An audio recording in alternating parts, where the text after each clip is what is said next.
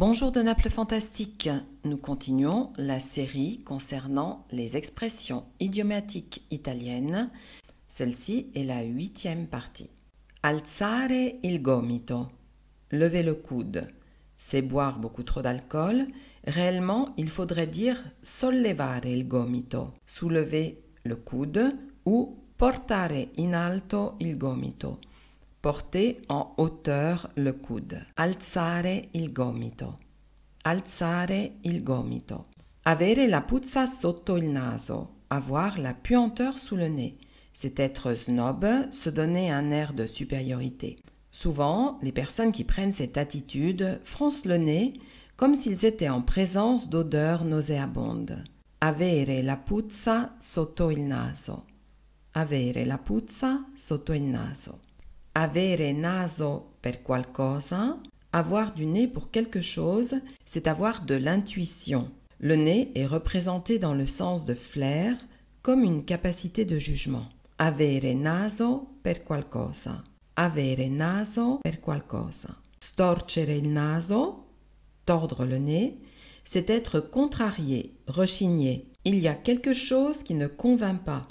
Quand on n'est pas convaincu, on sent une odeur de brûlé qui fait se tordre le nez au plus délicat. Storcere il naso. Storcere il naso.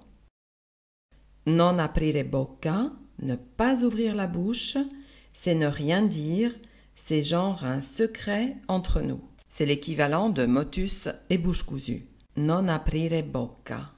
Non aprire bocca. Svegliarsi con il piede sbagliato. Se réveiller avec le mauvais pied, en France, se lever sur le pied gauche. Cela signifie être irritable, être de mauvaise humeur. Le stress du matin compromet la journée et crée même des problèmes de mémoire. Donc, il vaut mieux se lever de bonne humeur. Svegliarsi con il piede sbagliato. Svegliarsi con il piede sbagliato. Avere la pelle d'oca. Avoir la peau d'oie. En France, évidemment, on dit avoir la chair de poule. Elle apparaît en cas de froid, d'émotion. La chair de poule est semblable à celle d'un volatile qui a perdu ses plumes. Avere la pelle d'oca. Avere la pelle d'oca. Avere le spalle larghe. C'est au sens figuré être robuste et capable d'affronter ses propres responsabilités, d'affronter les attaques ou les critiques injustes. C'est avoir aussi une grosse responsabilité.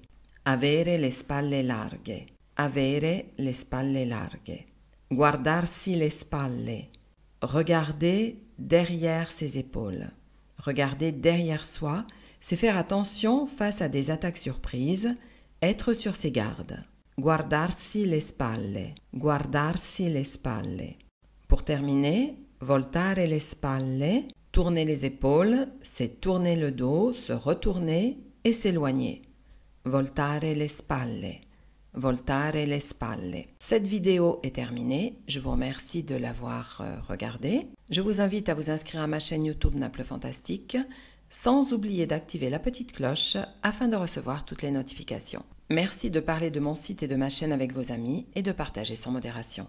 Grazie mille, vi do appuntamento alla prossima volta.